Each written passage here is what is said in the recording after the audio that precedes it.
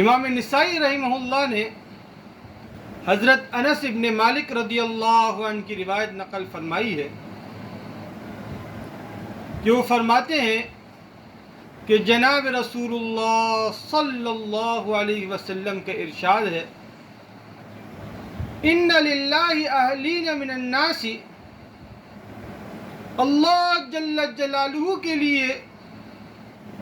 لوگوں میں سے بعض لوگ خاص گھر کے لوگ ہیں۔ تو صحابہ اکرام رضوان اللہ علیہم اجمعین نے پوچھا، من ہم یا رسول اللہ، کہ کون ہیں وہ لوگ جن کو اتنا بڑا تمغہ دیا گیا ہے، جن کی اتنی اہمیت بیان کی گئی ہے، آخر وہ کون لوگ ہیں؟ تو آپ صلی اللہ علیہ وسلم نے ارشاد فرمایا، اہل القرآن، وہ قرآن والے ہیں، ہم اہل اللہ و خاصہ، وہ اللہ کے اہل ہیں اور خاص ہیں، اللہ کے خواص ہیں وہ۔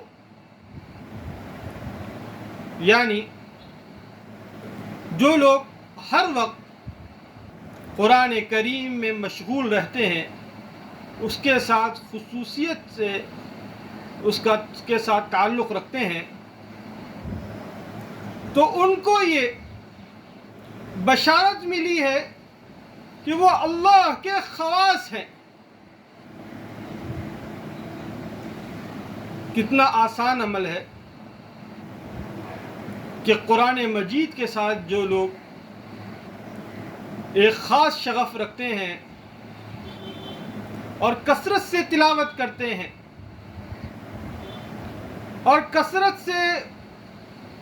اس کو پڑھتے ہیں اور اس پر عمل کرتے ہیں، تو ان کے لیے کتنی بڑی خصوصیت ہے، کتنا بڑا انعام ہے کہ اللہ جل جلالہ کے دربار میں انہیں خصوصیت والا تمغہ دیا گیا ہے۔ دنیاوی کوئی اگر جیسے اسمبلی کے اندر ٹکٹ کے لیے کتنی کوششیں کی جاتی ہیں، ووٹرز کی خوشامد کرنے پڑتی ہے، ذلت اٹھانے پڑتی ہے، مال بھی خرچ کرنا پڑتا ہے، جان بھی کھپانی پڑتی ہے، اور ان سب کو اس کام کا حصہ سمجھا جاتا ہے۔ تو جو بادشاہوں کے بادشاہ ہیں،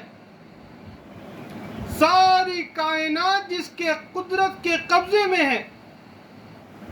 ہر چیز جس کی ہے،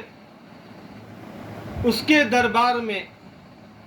خصوصیت حاصل کرنے کے لیے کتنا آسان عمل ہے کہ قرآن مجید کی تلاوت کی جائے، تو اللہ جل جلالہ کے خواص میں انسان شامل ہو جائے۔ امام بخاری رحمہ اللہ نے ایک روایت نقل فرمائی ہے جس کا مفہوم ہے کہ آپ صلی اللہ علیہ وسلم نے ارشاد فرمایا کہ اللہ جل جلالہ کسی چیز کی طرف اتنی توجہ نہیں فرماتے جتنی توجہ ایک نبی کی آواز کی طرف جب وہ کلام الہی کی تلاوت کر رہے ہیں۔ محدثین نے لکھا ہے کہ نبی تو چونکہ آداب اور اس کی آداب کا لحاظ کرتے ہوئے اور آداب کے ساتھ تلاوت کرتے ہیں، خوش الحانی کے ساتھ تلاوت کرتے ہیں، تو اللہ جل جلالہ کی توجہ سب سے زیادہ انبیاء علیہم السلام کی اس آواز کی طرف توجہ ہوتی ہے جب وہ کلام الہی پڑھ رہے ہیں، اور ان کے بعد جو امت میں سے جو لوگ کلام الہی پڑھتے ہیں، تلاوت کرتے ہیں، توجہ کے ساتھ پڑھتے ہیں، خوش الحانی کے ساتھ پڑھتے ہیں، اللہ جل جلالہ کی توجہ ان کی طرف ہوتی ہے، اللہ جل جلالہ کی رحمت ان پر نازل ہوتی ہے۔